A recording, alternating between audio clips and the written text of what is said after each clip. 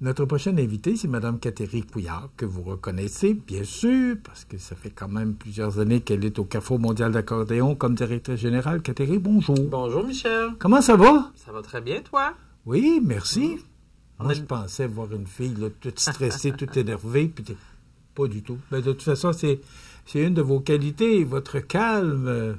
Il faut, parce que quand on est en événement, non, il ne faut pas se laisser... Mais là, les musiciens sont arrivés jeudi soir. Oui, les musiciens sont tous arrivés. Et là, ça part aujourd'hui. Oui. Bon, on est dans l'émission du matin. Ça part quand? Ça part, en fait, dès ce matin à 9h30 au musée. On a les rendez-vous du musée, qui sont des concerts acoustiques, qui sont toujours fort appréciés. On va avoir Naragonia, qui est un duo belge, qui est vraiment... ça fait longtemps là, que... nous, on souhaitait les faire venir. C'est un duo assez connu en Europe. Puis on est vraiment chanceux là, de les avoir avec nous. Il y a eux, ainsi que Katalin Guzevati qui arrive de la Moldavie. Voilà, en formule duo. Puis par la suite, là, au bassin, donc dans la promenade du bassin, où est-ce qu'il y a certains concerts qu'on donne gratuits, à 11h30, 11h30 à midi et demi, qu'on appelle les pique-niques du bassin. Donc, on invite tout le monde à apporter son pique-nique, sa chaise, sa couverture, puis venir avec nous là, dans ce parc-là. On va avoir Johanna, qui est un duo en chanson française, donc France-Suisse, et on a Autoroute 15, qui est un duo de musique trad du Québec. Comme son nom l'indique, ce sont deux musiciens qui se sont rencontrés et qui doivent voyager par l'autoroute 15 pour aller pratiquer ensemble. Donc, c'est leur nom de groupe maintenant. Ensuite, là, on commence avec le traditionnel scène extérieure du musée là, pour toute l'après-midi, de 1h30 jusqu'à 4h30. En grande nouveauté, cette année, on a des jams ouverts au public qui sont gratuits à l'extérieur. Donc, tous ceux qui veulent apporter leurs instruments au musée, là, on va avoir là, une heure de jam qui est organisée aussi en collaboration avec l'AQLF Québec, l'Association québécoise pour les loisirs folkloriques. Donc, tous ceux qui jouent du piano, de la guitare, de l'accordéon, c'est ouvert à tous. Par la suite, le grand concert d'ouverture, évidemment, à 20h, qui a des grands changements cette année, comme on l'a annoncé. On quitte là, la salle Edwin pour aller à l'espace citoyen pour notre concert d'ouverture, à 20h.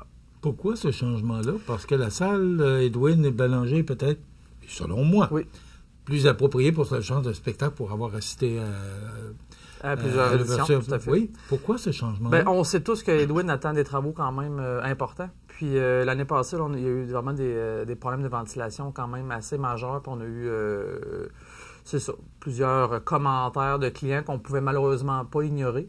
Notamment, malheureusement, il y a des gens qui sont partis en entraque à cause de la chaleur, les musiciens aussi. Fait que c'est quelque chose qu'on s'est dit, nous, il faut que cet élément-là puisse être réglé là, si on veut assurer là, des qualités quand même. Mais ça fait qu'il y a moins de monde parce que la salle Edwin contient 600 personnes. Près de 600 personnes. Alors que là, l'espace citoyen, c'est à peu près 250-300 personnes. Qu'est-ce qu'on fait, en fait? On utilise les deux salles en même temps. On utilise François Prévost. Et on utilise la grande salle. Et qu'est-ce qu'on fait? Mais on a des artistes, par exemple. On a Michael Bridge et Diarmuid Omeher qui vont commencer dans la salle François Prévost. Dans l'autre salle, parallèlement à ça, on a Natalino Marchetti et Triptyque, qui est un trio de musique traditionnelle du Québec, qui commence. Et après l'entracte, les musiciens s'échangent, donc les gens peuvent voir les mêmes musiciens. On est sur une jauge là, de plus que 350 personnes. Donc, évidemment, ce n'est pas Edwin, mais ça donne quand même une jauge là, intéressante. Mais je trouve ça le fun, la façon que vous organisez ça. Bien, c'est sûr que ça permet aussi, c'est ça, d'avoir une belle jauge et on ne peut quand même pas ignorer que l'espace citoyen est quand même très adapté pour les personnes à mobilité réduite. C'est facile pour aussi rentrer l'équipement, c'est facile pour les musiciens parce qu'il y a un seul plancher. Donc, on apprécie quand même aussi cet élément-là. Ouais. Moi, on parle de programmation parce que c'est ça qui est important. Et je te pose la question, je ne vais pas être prophète de malheur. Là. Bon, mais la température pas très clémente, là, ça fait quoi, là? Entre autres, le pique-nique. Les autres, à partir du moment où ils sont dans des salles, il n'y a pas de changement. Tout à fait. Mais si jamais il y avait trop de pluie, c'est quoi le plan B? Le plan B, on va le confirmer sous peu, mais le pique-nique se déroulerait à la gare fluviale. On est en demande là, présentement d'autorisation.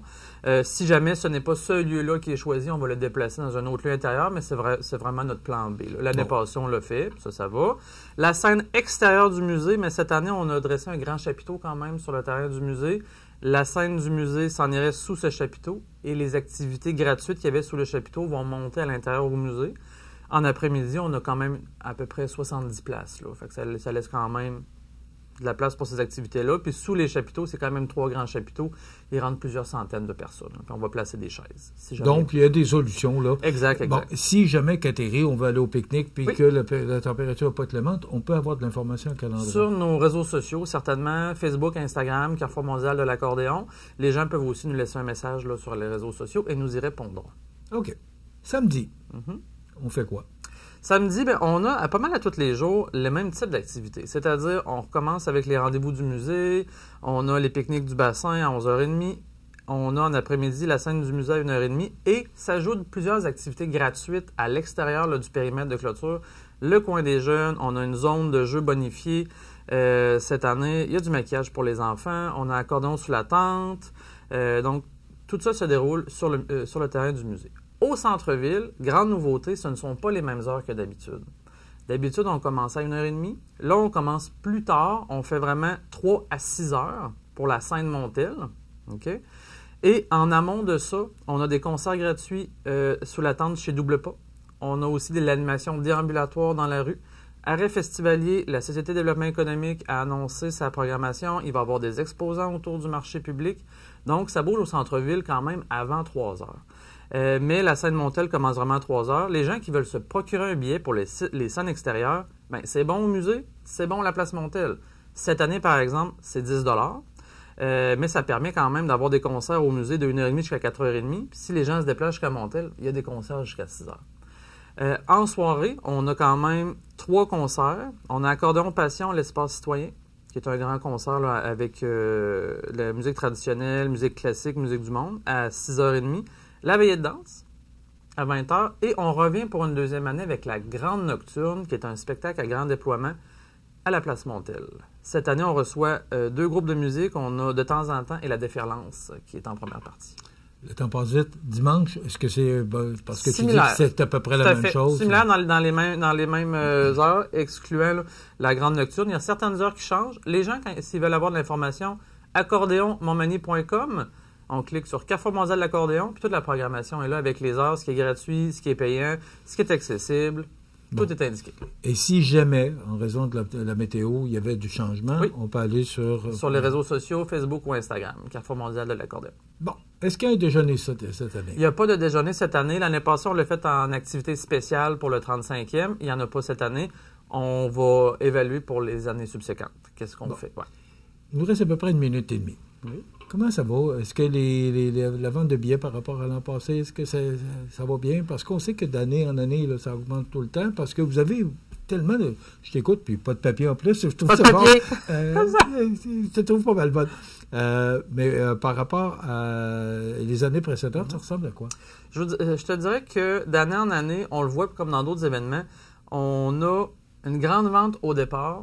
Par la suite, fin juin, juillet, c'est plus tranquille. Puis quand on approche du festival, on a beaucoup plus d'achats de dernière minute qu'on en avait. Ça, c'est vraiment une tendance qu'on voit, nous, mais aussi dans d'autres événements. Justement, les gens se fient à la température, se fient à, est-ce qu'on a le temps, est-ce qu'on fait cette activité-là, une autre activité? Et on voit aussi, les gens vont prendre une journée complète ou une journée et demie complète. Pas nécessairement les 3 jours, mais ils vont venir passer une grosse journée à Montmagny avec un coucher. C'est des tendances là, qu'on voit qui s'installent. Donc, la vente de billets, oui, ça va bien, mais on voit qu'il y a quand même des tendances là, qui s'installent là, chez les consommateurs ou qui se changent. Les gens attendent plus vers la fin ou vers l'approche de l'événement. Idem pour l'achat des billets en ligne. Il y a quelques années, là, c'est quelque chose que nous, on n'offrait pas. Maintenant, 80% des achats sont en ligne. On dit les gens peuvent acheter, oui, à la porte, peuvent acheter dans nos billetteries, mais à accordéonmontmagny.com, billetterie, pratiquement tout le monde achète ces billets-là maintenant. Catherine, je peux pas, je suis pas capable de pas le dire. Alors, je sais que tu quittes le Carrefour mondial de l'accordéon. Le 2 septembre, tu seras dans d'autres fonctions. Je veux te féliciter pour le travail que tu as fait depuis. Ah, ça aurait fait 8 ans, ouais. Quand même. Ouais. Bravo, parce que de remplacer Rénal Ouellette, il y avait de grandes bottes à chausser. Tu as bien réussi c'est un succès de ce que tu as fait. Bravo pour ce que tu fais. Merci. Je te félicite. Puis je te souhaite bonne chance dans tes nouvelles Merci fonctions. beaucoup. Et nous nous recroiserons, certainement. Ouais, bien sûr. On va te recevoir, mais dans d'autres fonctions. Exact. Merci beaucoup, Catherine. Merci. Catherine Couillard, qui est directrice générale du Carrefour mondial de l'accordéon. Je vous invite à voir les réseaux sociaux, là, si jamais la température est incertaine, là, pour vous assurer que les événements ont bien lieu. Et s'il y a des changements d'endroit, toute l'information sera donnée sur les réseaux sociaux du Carrefour mondial de l'accordéon. Voilà, ça complète.